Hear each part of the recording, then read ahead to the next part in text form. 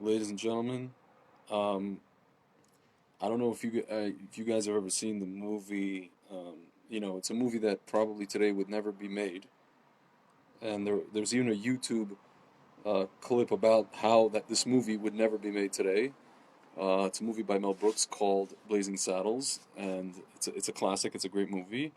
And in the movie, there's a character, I forget her name. I even forget the actress's name, but she has a whole scene where, hi Laura Cole from Delray, Florida. How are you? Thank you for watching. There's a scene where this character has I guess, a song that she sings, and the name of the song is "I'm Tired," and she goes, "I'm tired, so tired." And that's the whole thing she goes into, whatever it is.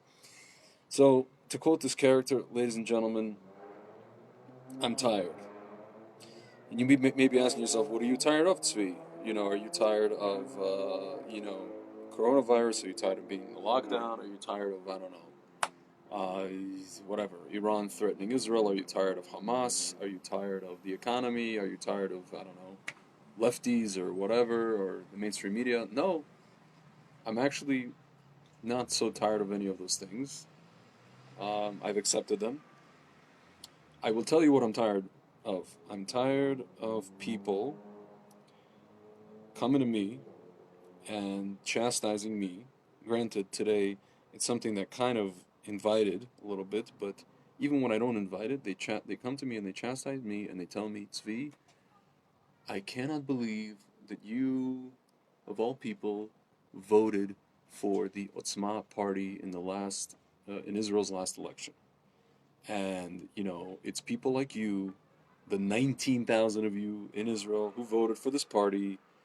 And because of you, Bibi was not able to form a right-wing coalition, and you enabled Lieberman, you enabled the Arabs, and it's all your fault, and this is why we have this predicament that we have, and la la la la, and blah blah blah blah blah. Ladies and gentlemen, for those of you that don't know who the Otzma Party is, they are basically the most right-wing party, the most known, uh, in terms of all the parties that are kind of well known. They're the most right wing party in Israel, even more right wing than Yamina, definitely more right wing than Likud. They are the party that is essentially ideologically connected to Rabbi Meir Kahane, blessed memory. A lot of you guys watching are Kahane supporters. First of all, I will just tell you, ladies and gentlemen, that I had the merit to attend a Otzma rally before the election. I think it was like middle of February, end of February, and I was shocked to see what I saw. What did I see in the crowd? I saw people, Haredi people. Okay, we're talking about black and white. People dressed in black and white. I saw Hasidim. I saw Hasidic people from Mea Sharim, places like Mea Sharim. People in Strimals. This was an event that was held on Motzi Shabbat, ladies and gentlemen.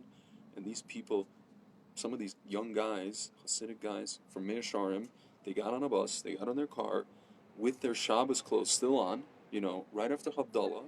They had their bekasha, their nice like frock, and they had their strimals, and they schlepped over to the Otzma rally. So it's interesting because, a lot of these people, I would venture to say at least half of those people probably did not even vote for Otzma. Why? Because people in Israel, they vote according to what's called cultural slash and or party identification, right? So if you're Haredi, you vote for, if you're Ashkenazi Haredi, you vote for United Torah Judaism. If you're Sephardic Haredi, you vote for Shas. If you're Dati Leumi, let's say, you vote for, most likely you vote for Bennett, Yamina.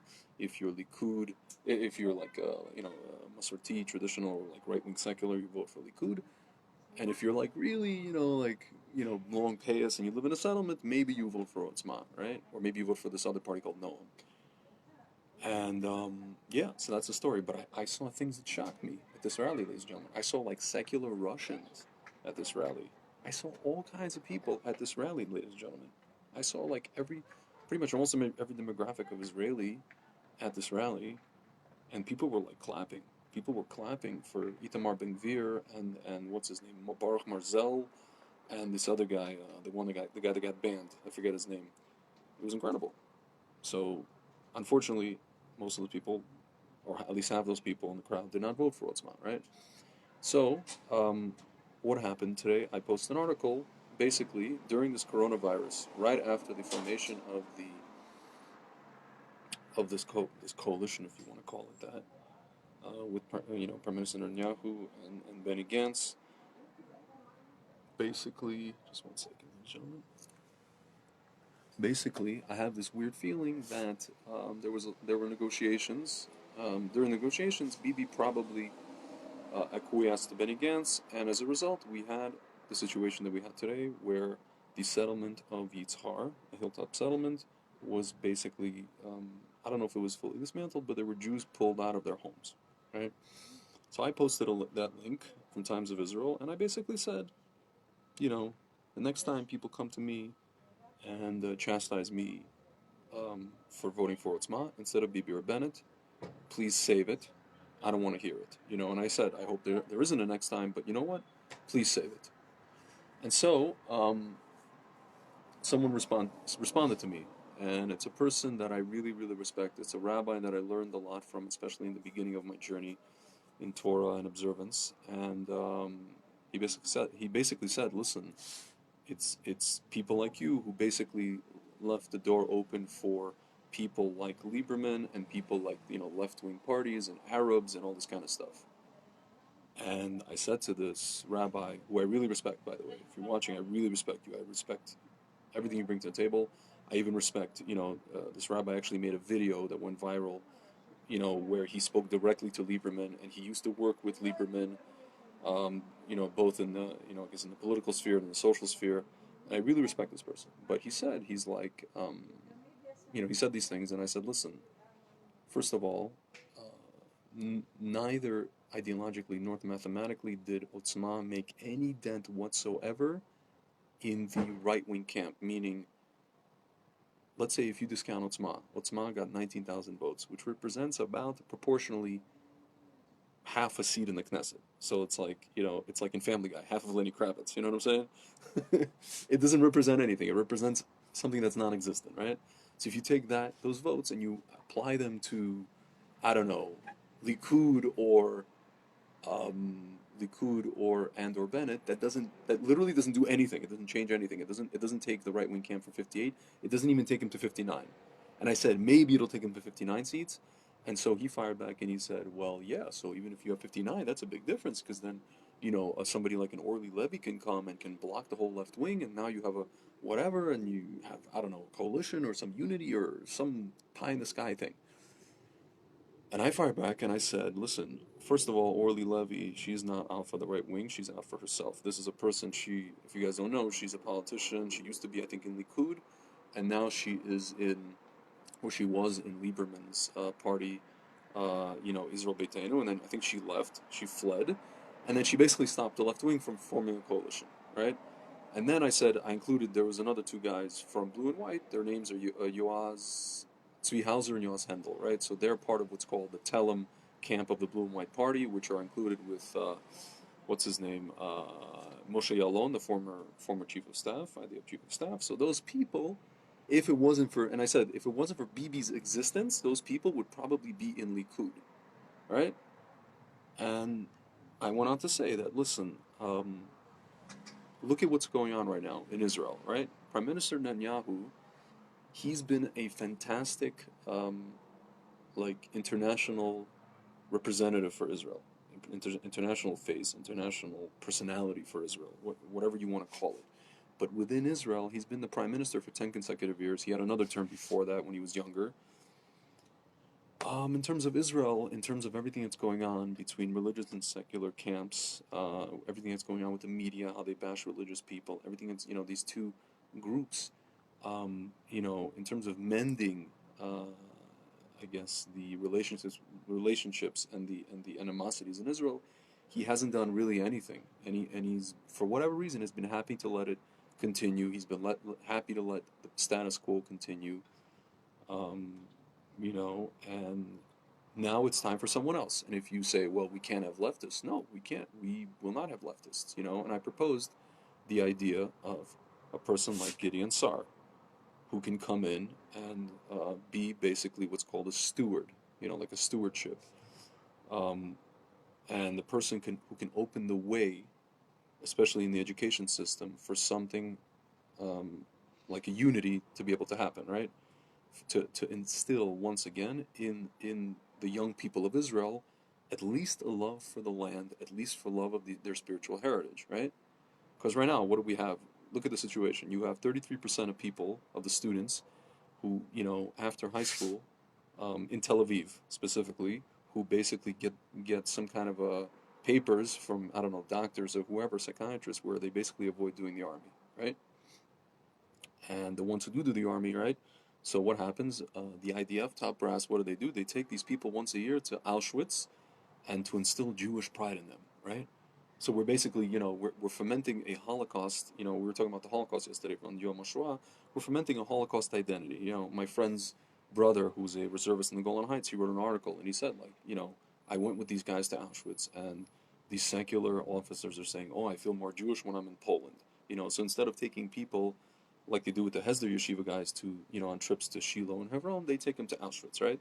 This is the state of affairs in the IDF and basically in our education system in Israel with young people. This is what we're doing, right?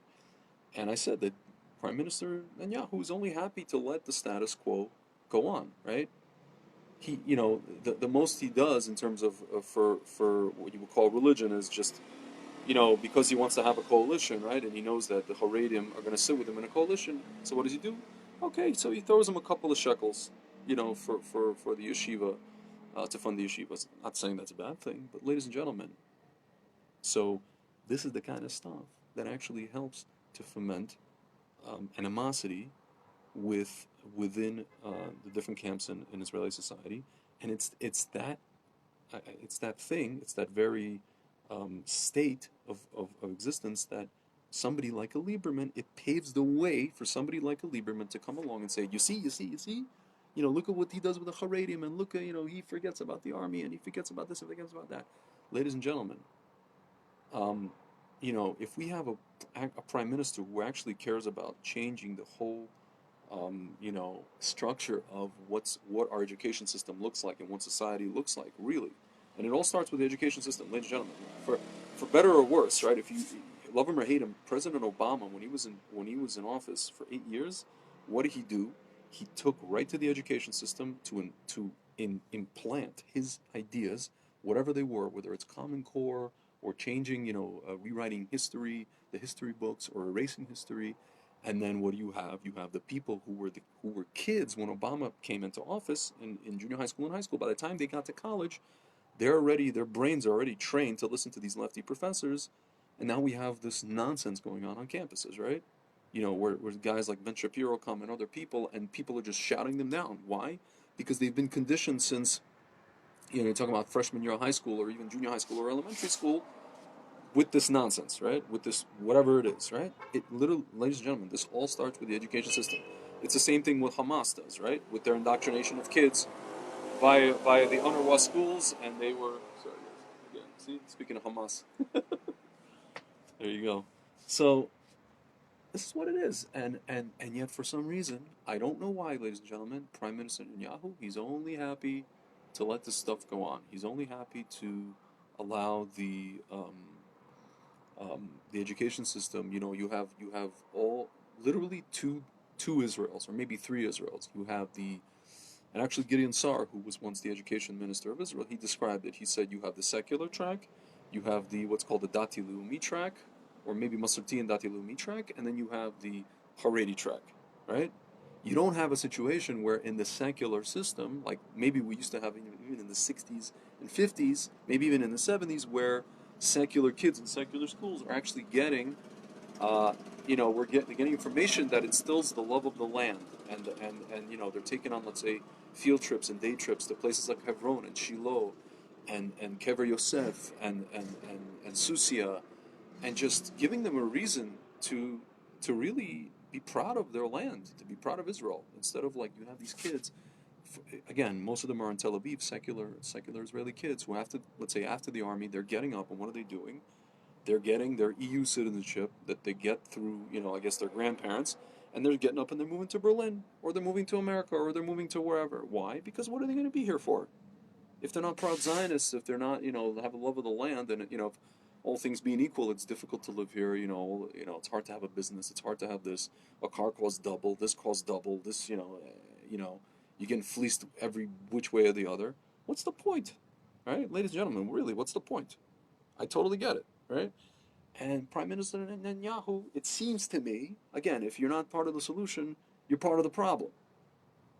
Ladies and gentlemen, again, he's been the prime minister, and I don't care. You can tell me, well, his son is in the Hidona Tanakh, and he's all about the Tanakh, and he wishes Shabbat Shalom, and he comes to rabbis, and he gets brachas from rabbis, and he gives the money to Haredim, and he gives the money to this, and he's proud of this, and he wears a kippah sometimes, and blah blah blah blah blah blah blah blah blah. Ladies and gentlemen, the proof is in the pudding. Okay, this is where we're at today. My friend Nachli Al Sullivan, he gives tours at the Metropolitan Museum, or he was until this lockdown in New York, and he gives tours to secular Israelis, people 50 in their 50s and 60s, who know absolutely nothing when it comes to the Tanakh, when it comes to Jewish history. They know, ladies and gentlemen, these are people who grew up. They were children in the 60s, during like the 67 war, during the Yishuv movement. They all know absolutely nothing. And then they see my friend who's wearing like a knit kippah, and they say, "Isn't it so like, weird for you to be doing this, to taking secular Israelis to the, on tours of the museum and showing them, I don't know, artifacts and this and that and the other, and reconciling with the Torah, and we've never seen a frum guy, a Haredi guy, do this." And they look at him like he landed from the moon. They've never seen anything like it, ladies and gentlemen. I mean, like, why should this be the case? Why should we live in such a tiny country, the size of New Jersey, and never the tween shall meet? There's segments of Israeli society that never see each other. They never meet each other. I'm sitting here in Jerusalem, in Abu Tor, the neighborhood.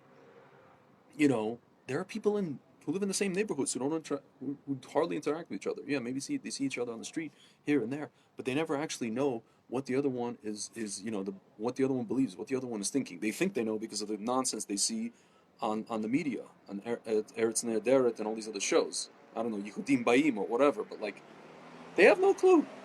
They literally have no clue. Meanwhile, there you go. Our enemies are driving down the street with their loud motorcycles, and meanwhile we have no unity, ladies and gentlemen, or at least we don't know each other, you know, and we live in this tiny country the size of Jersey, and there's people in Tel Aviv. I remember this is like an anecdotal story. I remember being on a plane on one of my trips to Israel, and I'm on the plane back to New York, and I'm sitting with this guy next to me. This is when I got an exit row or whatever. And we're just sitting and we're waiting for the flight to take off, and there was a delay, and we started talking, and and I noticed he's Israeli, but I noticed that he's not, he's a secular guy.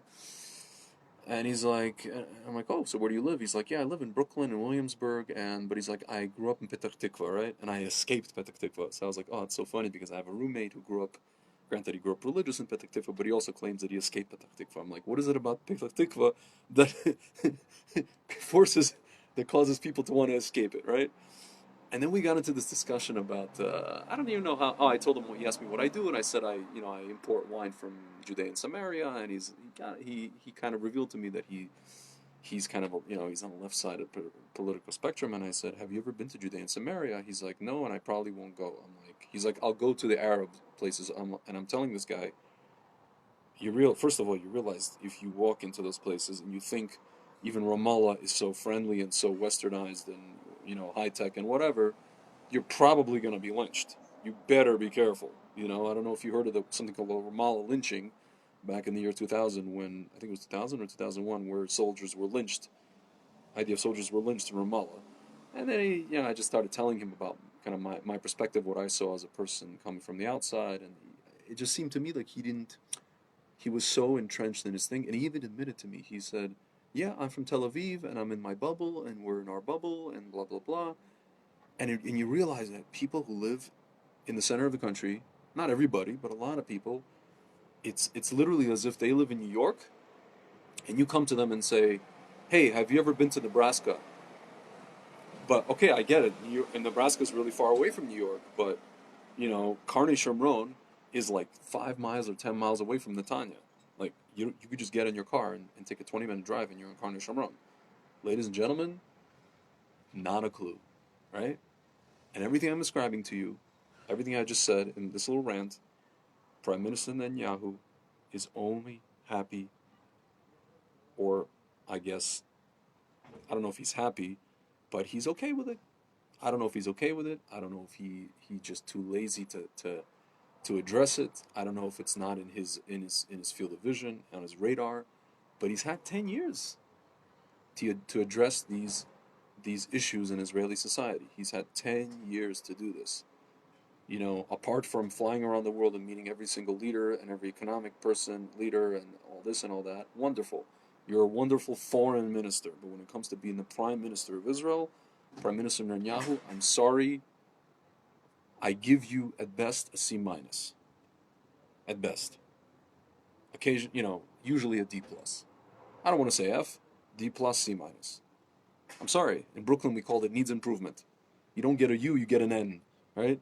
In the New York education system, grading, in elementary school. I remember in the what is it, the late '80s, early '90s. Sometimes, every once in a while, I would get an N. It would say needs improvement, needs improvement. But how long can you stay with a prime minister where his constant grade is needs improvement, ladies and gentlemen? At some point, you have to move on to the next stage of Jewish history, the next stage of Israel's history, and the next stage of Jewish history. You can't keep going like this, ladies and gentlemen. And by the way, and I explained to my, the rabbi who challenged me, and I said, listen, mathematically speaking, it doesn't really matter if someone like me or the 19,000 other people who voted for Otzma voted for Otzma. It wouldn't matter. It would not matter one way or the other.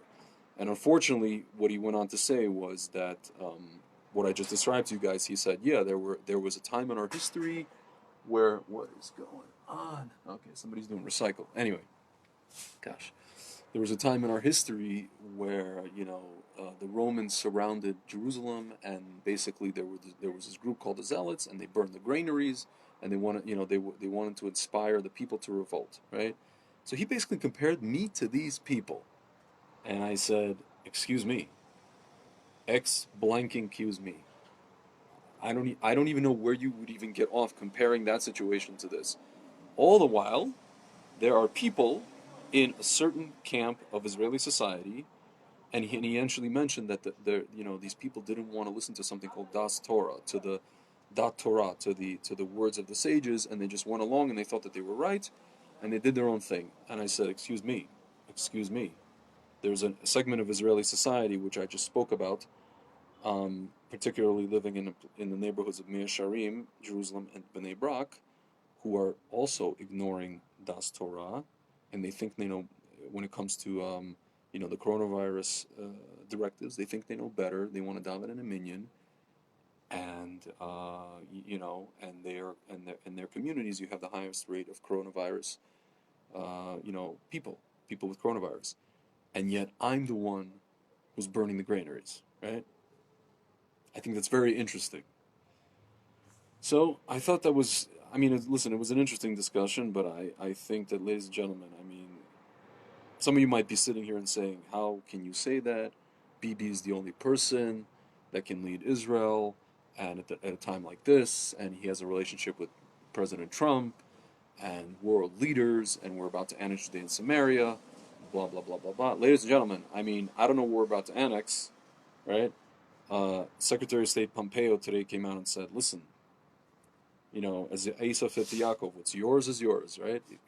Whatever, he said, first of all, I'm very, very happy that Israel is not going to a fourth election, right? Secondly, he said, whatever they want to do with settlements, whatever they want to do with Judea and Samaria is totally up to them. And we will privately discuss it with them, based on, we support them, whatever they do. We will have private discussions about, kind of what to do going forward if this happens. But what's yours is yours, as Esav said to Yaakov, right? So they're telling us, Golan is yours. They're telling us Judea and Samaria is not illegal. They're just like, just do what you got to do. President Trump said, just do what you got to do. You have all the opportunity. So what do? We go to a place like Yitzhar, founded by, this rabbi told me about, we didn't listen to our sages. Speaking of sages, there is a very famous yeshiva called Od Yosef Hai in Yitzhar, founded by none other than Rabbi Yitzhak Ginsburg. I call him Shlita, my teacher. He's one of my teachers, and So what does the government do? They come into homes and they evacuate some of these homes in Yitzhar, ladies and gentlemen. And you can make the case, well, you have to get permits from the Israeli government to build, and et cetera, et cetera, et cetera. Ladies and gentlemen, I'm sorry, but I don't know if you know this, and you could say, like, what is it, back in the 70s and 80s, a lot of these settlements that were built, they were built with the help of the Israeli government. Okay, they were built with the help of the Israeli government when there were about 10,000 people living in Judea and Samaria. Now we have about half a million. What did the Israeli government do after they, built some of these settlements in the early 70s? In the late 70s, they came along and they dismantled a place called Yamit in the Sinai. And then they came, and then a few, decades later, they came and dismantled Gush Katif. So, ladies and gentlemen, the same government that can give you the settlements can also take them away. Okay? I trust Hashem, right? I don't trust the government. I trust Hashem. That's all I have to tell you. You know, um, usually most of these settlements, the reason that the government even approved their official or put their official stamp on these settlements is because firstly, people came out there after the '67 war and did what's called putting facts on the ground. There was an initiative by something called the Yishuv movement. There was a lot of people, a lot of Israelis, Sabras, but also a lot of people who moved from the United States, from other places, mostly Anglo, what's called, Kippah Sagra people, modern Orthodox people. There was a whole movement in the early '80s by Rabbi Riskin from Lincoln Square Synagogue. He basically founded what today is Efrat, right? Which is a suburb of Jerusalem, or I mean, it's really Gush Etzion. It's essentially the capital of Gush Etzion, which is about 30 minutes south of here. Ladies and gentlemen, I mean, like, the whole thing was facts on the ground based, right? And then the government comes in and said, okay, we give the stamp of approval. But at this point, okay, now you have a situation where there's 500,000 people in this area, and yes, the procedure is to go get approval from the government. But as always, we have groups of people that go out and they say, listen, there's all this open space, there's all this open land. Okay, we're gonna start something. We're not anywhere near anybody else. We're starting a tiny yishuv on a hilltop somewhere with a couple of caravans and maybe running water, maybe not. Maybe a standalone, electric generator, maybe not. Maybe we won't shower for a week. Who knows? That's how it works over there. Okay, ladies and gentlemen, this is all based on the Torah. This is all based on the Torah. And listen, now we have a prime minister again. He's happy to kowtow to the Supreme Court. He's happy to kowtow to what he thinks is the international community. You know, we have a prime minister. I sometimes get the feeling that he's gotten so used to the Obama days, and like, it's almost like this kind of ideological Stockholm syndrome where like Trump just came in and he said, "Everything's yours, man. It's all yours. It's gonna be great. It's gonna be fantastic. Just annex it, right?" And we have a prime minister who's just like, I don't know, whatever, let him dismantle it. It's okay, and then he just gives lip service every time we have rockets from Hamas. He just gives we're not going to allow this group to terrorize our citizens, and we will strike them hard, and we will strike them fast, and we will this, and we will that. Meanwhile, who's striking Iran? President Trump. Okay, I get it. It's not up to Israel to attack a juggernaut like Iran. We have our own things we can deal with, with Hamas and Hezbollah and, on the Syrian border. Okay, fine. But like, I don't know, ladies and gentlemen. It's been 10 years. Again, if you're not Prime Minister Netanyahu, if you're not part of the solution, you're part of the problem. And so now you might be asking, what's my solution? We have a gentleman by the name of Gideon Sar. He is in his mid 50s. He's not a young guy. He's not, so to speak, a spring chicken. He's been in the government for about 20 years. He was the Minister of Interior. He was the Minister of Education. And you guys could say, well, I actually had another friend of mine from the old city say, well, we saw what happened with him. He just went against Prime Minister Netanyahu in a contest in Likud, in the Likud primary. He got trounced, right? He got 25% of the vote.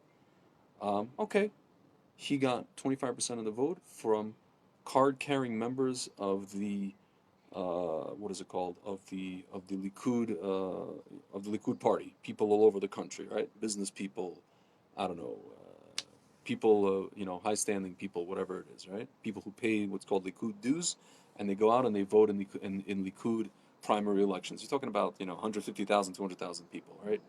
So out of those, 75% voted for Bibi. Okay, but what's to say? Let's say Rivlin up and decides, well, I'm going to give this whole thing to the Knesset, right? Bibi's no longer fit for whatever reason. We don't know.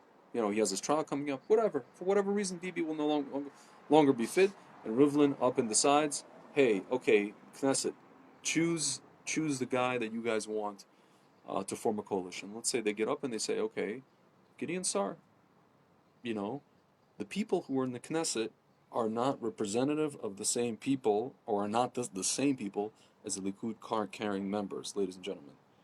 Some of them are Likud, who would sit with Gideon Sar. Some of them are even blue and white, who would be in Likud, would sit with Gideon Sar. Some of them are actually in Yesh Atid, who would sit with Gideon Sar in Yair Lapid's party. Some of them are actually in, Lieberman would sit 100% with Gideon Sar. By the way, ladies and gentlemen, this is something I left out. I explained to my this rabbi that I really respect, who used to work with Lieberman, and I said, you must understand, right? The stuff that Lieberman did recently with all this, fomenting of hatred between religious and secular communities in Israel, he did this not necessarily because he dislikes Haredi people or he dislikes religious people. He has religious people in his family. His wife's Shomer Shabbat. His kids are Haredi or Hardal, right? Dati Leumi. He did it for one reason and one reason only, to get Prime Minister Netanyahu out. Because he personally doesn't like him, okay? And he would gladly sit with somebody like a Gideon Sar, and he would gladly sit down and work with him about the education system, about all these other things. I don't even think he believes in his own nonsense about, having buses on Shabbat. I think there's a lot of things that he was saying to basically make himself relevant again, to make, the people come out and vote for him, including his primary constituency, which is the Russian-speaking Jews in Israel. I'm one of them, even though I'm not a voter, even though I wouldn't vote for Lieberman. And that's what he did. It was a strategic move. It was a very cynical move, a very low move, a very, it's something that foments what's called sinat hinam, baseless hatred. Unfortunately, he went there. And I agree with my my former colleague, the rabbi, who said that, who voiced his opinion on this very strongly. I agree with this in short term. But he did this for a particular reason. And if a person like Gideon Sar would come in, a person who is not a leftist, who is Shomer Shabbat, who is pro-settlement, who is pro-taking kids in secular high schools on trips to Shiloh and Hebron and what is it called, Kever Yosef, and all these other places, and educating the kids about their heritage. If he comes in, there are many people in the government in all stripes who will be willing to sit with a person like Gideon Sar, and now we can begin the next stage of Israel's history, and by extension, Jewish history, ladies and gentlemen. Okay? Oh, somebody just turned on their halogen light in their merpeset. Ladies and gentlemen, sometimes in the studio they show one of these lights, and it's basically telling the host that I guess what is it called? There's going to be a hard stop. So, ladies and gentlemen, I mean that's basically, in the words of what is his name, Tom Hanks in Forrest Gump's. That is all I have to say about that, Jenny. All right, ladies and gentlemen, as I said on the top of this video, I don't often ask for donations on this page, but if you guys are at all grateful or thankful or enjoying some of the content I've been bringing to you guys at least for the past month and a half during this lockdown, if not for the past few years while this page has been in existence. I would really like to grow this page from 36,000 fans to, at least fivefold or tenfold, at least 100,000, if not 360,000, to redesign the website and bring you more quality content and written content. I'm going to leave a link in the description of this video, as well as the comment section for you guys to donate, both the GoFundMe and the PayPal. And yeah, that's what it is. And even if you disagree with me on what I just said about Prime Minister Netanyahu and about Gideon Sar and about Utzma and about all those other things, I welcome your opinion and your comments as long as they're respectful. I'm not going to get into a personal kind of what is it called, ad hominem attack war, flame war with you. That's not what I'm out to do. And if you do want to do that, well, listen, it's unfortunate. I'm not going to get into that into that whole thing with you, but I'm happy to debate the actual issue. That I'm happy to do. All right, ladies and gentlemen, I will talk to you soon. Thank you very much.